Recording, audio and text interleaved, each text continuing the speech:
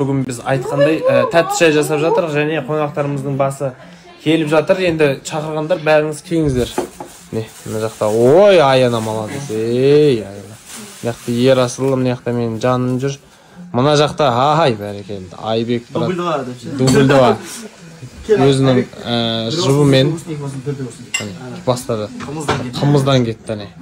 Ана екеуі енді басы бос болса да өсекті әрқашан тастамаған. Сол үшін бастары бос. Иә. Қой бей, еңірек білмеймін енді еңірек. Ой, қашан кетеді ол. Келін шай болайын деп жатыр енді.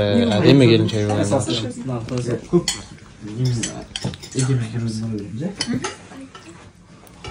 Ас болсын ал. Бәріңізге. Рахмет. Жасым үлкен деп айтасың.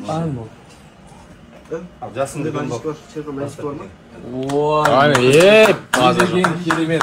Сәкең жасы үлкен болып. Одан кейін мен жасым қойдым я. Одан кейін Айбек, ане кетті. Міне кетті. Базар жоқ. 10 суда келді. Мама көбірек кеп тұр. Келін шайда Шақырсам болды ма? Қазір келемін. Ағырке. Ашылмай жатыр. Мен мантыға 20 мың саламын депші. Не түсіріп жатсың? Білмеймін ғой Бітірейік те шайды, құдай не болды сонша? Шерхан, тез асықпай ішіп отыр әдейі мына Шерхан. Тез ішу керек оны.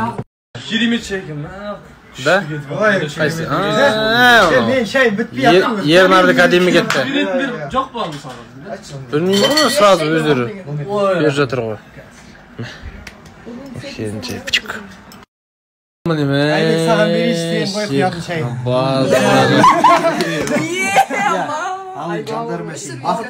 Әзіл, чоң. Әзіл ма? Конечно.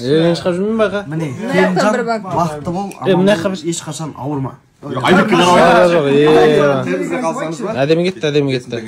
Жаңа бесін деген сосын.